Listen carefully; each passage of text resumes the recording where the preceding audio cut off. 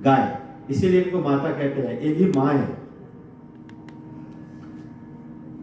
हमारे यहाँ पुण्य और पाप धर्म शास्त्रों ने जो कहा, वेदों ने कहा, वेद स्वयं कहते हैं कि भगवान की रीति को हम नहीं जान पाए, भगवान की गति को हम नहीं जान पाए।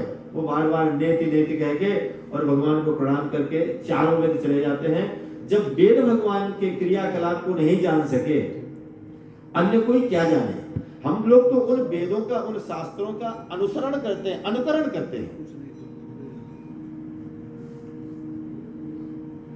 परीक्षित जी कहते हैं कि प्रभु हमसे बहुत बड़ा अपराध हो गया, हमने जो है ब्राह्मण का अपराध कर दिया, क्या इस जन्म में हम उसका प्रायश्चित कर सकेंगे?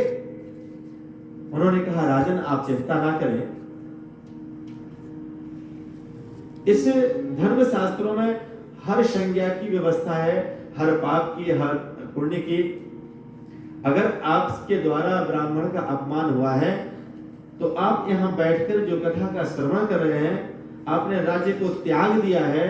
जिस राज्य के मद से आपने ब्राह्मण का तिरस्कार कर दिया, आपने उस राज्य को ही त्याग दिया, और इससे बड़ा कोई प्रायश्चित हो पाए क्या? परीक्षित जी ने हाथ जोड़ के श्री सुखदेव जी महाराज को प्रणाम किया। सुखदेव जी कहते हैं कि परीक्षित जी, मैं आपको बताता हूं कि बड़े से बड़े पाप को कैसे समाप्त किया जा सकता है और कैसे समाप्त हो जाता है। कई बार ऐसा होता है कि अनायास ही वो पाप राशि समाप्त हो जाती है। यहां भागवत जी का अनुष्ठान हो रहा है और कोई व्यक्ति बाहर रास्ते से निकल जाए और उस रास्ता उसको तय करने में करीब 1 मिनट से ज्यादा का समय लग जाए, जहां पर ये भागवत जी के कथा का, इनके वाक्यों का वहां पे नाद हो रहा है, वहां वो स्वर जा रहा है और वो बात उनके कानों में पड़ जाए, ऐसी स्थिति में उसके सारे पाप नष्ट हो जाएंगे। उसे तो पता ही नहीं चला कि मैंने क्या किया। अग्नि का काम है जलाना, आप जान के हाथ रखेंगे तो भी जला देगी और अनजान में भी हाथ रख देंगे तो भी जला देगी, वो जलाने को नहीं छोड़ेगी। क्यों? उसका काम है जलाना। अमृत का काम है अमर कर देना, आप जान के पी जाए तो भी और अनजान में पी जाए तो भी वो आपको अमर कर देगा। आज बड़ी सुंदर बलि भगवान की कथा आएगी।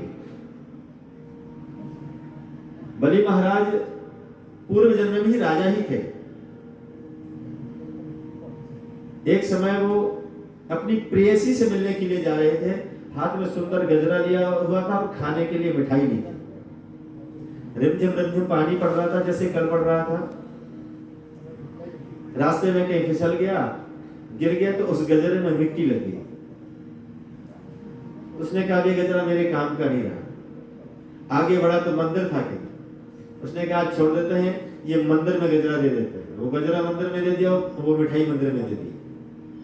प्रसाद वापस लौट के भी नहीं लिया, वो अपने घर वापस चला गया, मतलब आज नहीं, कल जाएंगे। जब राजा की मृत्यु हुई और चित्रगुप्त ने इनके पन्ने पलटे तो कहते हैं धर्मराज जी, इस व्यक्ति ने अपने जीवन में कोई सुकृत नहीं किया, कोई बहुत अच्छा काम नहीं किया, लेकिन एक जगह मैं देख रहा हूं कि इन्होंने एक पुष्पों की माला जो इसे अति प्रिय थी, अपनी प्रियतमा को लेके जा रहा था और उस माला को इसने भगवान को अर्पण कर दिया। इसने यही एक अच्छा काम किया है। धर्मराज कहते हैं कि बताओ, तुमने ये जो धर्म किया है तो पहले अब इसके बदले का जो सुख भोगना चाहो कि आपने जो अधर्म किया है, जो पाप किया है, जो पुण्य राशि खत्म है तुम्हारी, क्या भोगना चाहते हो? बलि ने मन लगाया और ध्यान किया और सोचता है कि जब मैंने वो एक माला जो मेरे काम की ही नहीं थी और मैंने मंदिर में चढ़ा दी और उसका भी यहाँ फल बन गया, तो तुरंत हाथ जोड़ के बोलता धर्मराज जी से, धर्मराज जी कृपा करके ये बताओ कि इसका जो फल मिलेगा तो मुझे क्या फल मिलेगा, आप बताएंगे तब तो मैं मांगू। उन्होंने कहा हाँ। बोले एक दिन के लिए मैं तुम्हें राजपाट दूंगा। बोले प्रभु तो ऐसा करो कि पहले मुझे वही दे दो, फिर मेरी पाप राशि तो बहुत है, मैं तो जन्म जन्मांतरों तक पाप भोगते रहना है, तो हम भोग लेंगे, लेकिन पहले मुझे वो पुण्य राशि दे दो। और जैसे ही इसको एक दिन के लिए राजपाट मिला, इसने सर्वस्व दान कर दिया। अब कुछ नहीं रखना मुझे। एक दिन मैंने वो माला ठाकुर जी के अर्पण कर दी थी जो मेरे काम की नहीं थी, उसके लिए मुझे एक दिन का राज मिल गया। अगर मैं सर्वस्व दान कर देता हूं तो मुझे क्या मिला? उसके फलीभूत उसका फल इन्हें मिला, त्रिलोकी का राज। शुक्राचार्य जी इनके गुरु बने और त्रिलोकी का इनको राज्य प्राप्त हुआ। धर्म की ये परिभाषा है, ये है धर्म। उन्होंने कहा राजन, कर्मणा कर्म निर्हारो ना ह्यांत्य कीष्यते अविद्वदधिकारित्वात् प्रायश्चित्तम विमर्शनम। प्रायश्चित के द्वारा बड़े से बड़ा अघ, बड़े से बड़ा पाप समाप्त हो सकता है। हम इसके बारे में आपको एक दृष्टांत सुनाते हैं। कान्य कुब्जेद जहाँ कश्चित दासीपति अजामिलः। एक अजामिल नाम का ब्राह्मण था। पहले तो ये बड़ा नैष्ठिक ब्राह्मण था, संध्या वंदन करता, पूजा पाठ करता, अपने माता पिता का बड़ा भक्त। इसका विवाह भी हो गया था। एक बार एक शमिधा कुशा वन प्रदेश से लेके आ रहा था, तो इसने जो है तस्य प्रवयसः पुत्रः दशते शाम्ना युवमः, इसने बहुत अनाचार किया और अनाचार करने के बाद इसको बहिष्कृत कर दिया गया। लेकिन इसने अपने छोटे बेटे का नाम नारायण रखा, जिसके कारण सारे पाप राशि से मुक्त होकर ही वैकुंठ धाम को प्राप्त हुआ। परीक्षित जी ने पूछा, प्रभु ऐसा कैसे हो सकता है? जो व्यक्ति अपने धर्म से च्युत हो गया हो, ऐसा व्यक्ति पुनः भगवान के धाम को कैसे जा सकता? उसकी तो अधोगति होनी चाहिए।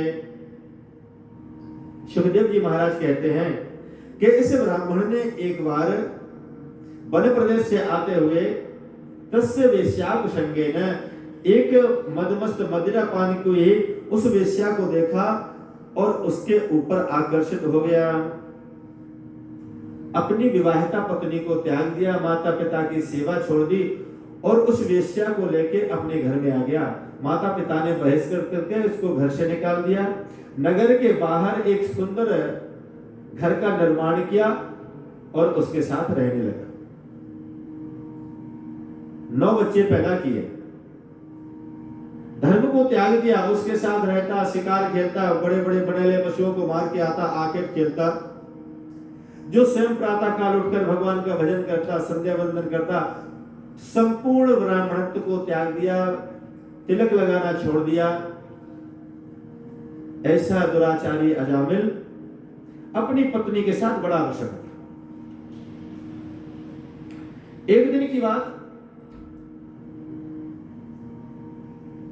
कुछ संत महात्मा उस नगर में आए और उन्होंने वहां पूछा कि कोई ब्राह्मण का मकान है। बच्चों की टोली थी। बच्चों ने हंसी करते करते उन्होंने कहा कि गांव के बाहर एक सुंदर पीपल का वृक्ष है और उस पीपल के वृक्ष के साथ जो मकान है वही अजामिल ब्राह्मण का मकान है। संत महात्मा हरि गुणगान करते हुए उस पीपल के वृक्ष के नीचे बैठकर अपना डेरा जमा दिया और उसके दरवाजे में कहते हैं कि आज मैं यही भंडारा बनाऊंगा और मेरे प्रसाद की व्यवस्था करो। उस समय अजामिल घर में नहीं था। उसकी पत्नी ने मन में विचार किया कि मेरा यह दूषित अन्न यदि हम इन महात्माओं को देंगे तो महात्मा नहीं जानते हैं कि हम कौन हैं, लेकिन हम तो जानते हैं कि हम कौन हैं। अलग से निकाला हुआ पैसा किन्हीं लोगों को देकर दुकान से सामान मंगवाया और उन संत महात्माओं के पास बस कच्चा सीधा प्रदान किया। कच्चे सीधे में दोष नहीं होता है। जब उस आटे में पानी लग जाता है तो उसमें दोष हो जाता है। सिर्फ पानी में ही दोष है। स्पर्श दोष जो माना गया है जल में ही माना गया है। तो उसने कच्चा सीधा उन महात्माओं को दे दिया। सुंदर भंडारा बनाया, भगवान को भोग लगाया और एक सुंदर थाली जो भगवान को भोग लगाई थी वो थाली प्रसाद के लिए अजामिल के घर में पहुंचा दी। अजामिल उधर से आया, एक बड़े से हिरण को मारकर कंधे पर लाद कर उधर से चला आ रहा था। उसकी पत्नी बाहर से गई है और वो बोलती है कि इस हिरण को इधर फेंको, वहां महात्मा लोग बैठे हैं, देख लेंगे तो क्या कहेंगे। घर में लेके आई है, सुंदर स्नान करवाया है, सुंदर सुंदर वस्त्र पहनाए हैं। जो प्रसाद उन महात्माओं ने दिया था, दोनों पति पत्नी ने बैठकर उस प्रसाद को ग्रहण किया। उस प्रसाद के प्रभाव से इसके पेट में जो गर्भ था, जैसा कि मैंने आपको कल भी निवेदन किया था कि गर्भवती महिला जो भोजन करती है वो उस बालक को भी प्राप्त होता है।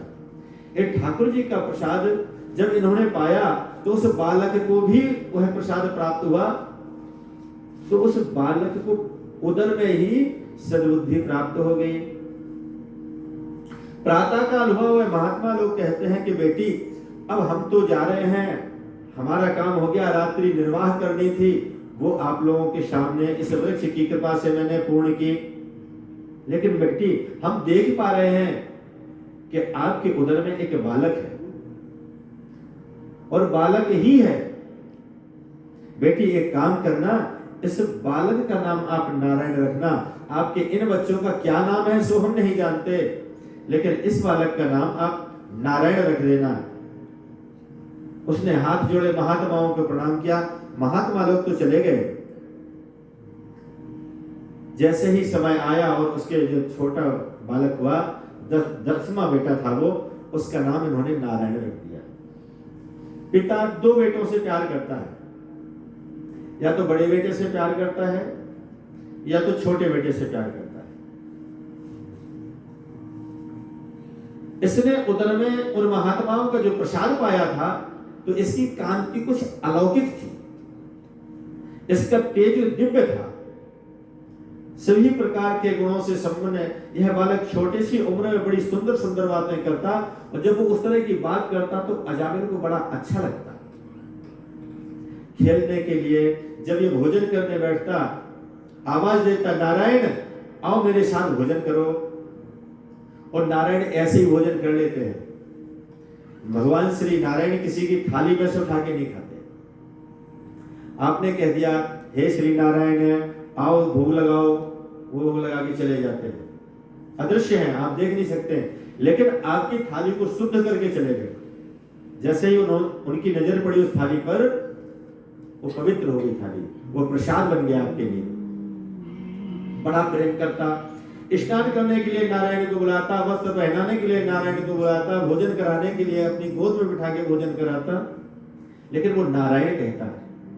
लेकिन जैसा मैंने आपको कहा था कि आगे का काम जलाना है, तो नारायण का काम भी जो पाप राशि है उसको समाप्त कर देना है। नारायण कहते कहते कहते इसने जितने पाप किए थे सारे पाप धुल गए, निष्पाप हो गए। अंत समय आया, यमदूत आए, इन्होंने पंदा जैसे फेंका और उसके प्राण खींचने चाहे, तो जब उसे कष्ट हुआ तो उसने कहा नारायण। इतना कहना था कि इनका बेटा तो पता नहीं कहां खेल रहा था, लेकिन भगवान विष्णु के पार्षद चतुर्भुज पीतांबर पहने हुए सुंदर मुकुट किरीट लगाए और प्रकट हो गए, और यमदूतों से कहते हो कि किस घर में घुस गए हो। वो कहते हैं हम सही घर में आए हैं, इसका नाम अजामिल है, ये तो बड़ा पापी है। बोले अभी इसने क्या नाम लिया। बहुत कुछ कहने के बाद जब यमदूत नहीं माने तो विष्णु दूतों ने उनको बलात् खींचकर उस घर से निकालकर भगा दिया। यमदूतों ने हाथ जोड़े और हाथ जोड़ के कहते हैं कि प्रभु हम आज तक कभी बगैर यमराज की आज्ञा के नहीं आए, और आज तक हम कभी यहां से खाली हाथ नहीं गए। विष्णु पार्षद कहते हैं आप लोग का काम है कि जो पापी हैं, जो दुरात्मा हैं, जो अन्यायी हैं, उनको आप फंदा डालिए और उसको ले जाइए और उसको नरक की यातनाएं दीजिए। लेकिन जो धर्मात्मा है, जिन्होंने सदा जीवन भर भगवान श्री हरि का ध्यान किया है, उन्हें आप नहीं ले जा सकते। वो आपके ले जाने के लिए नहीं है। तो प्रभु इसने तो सारे जीवन पाप किए हैं। आप जानते हैं कि इसने अपने धर्म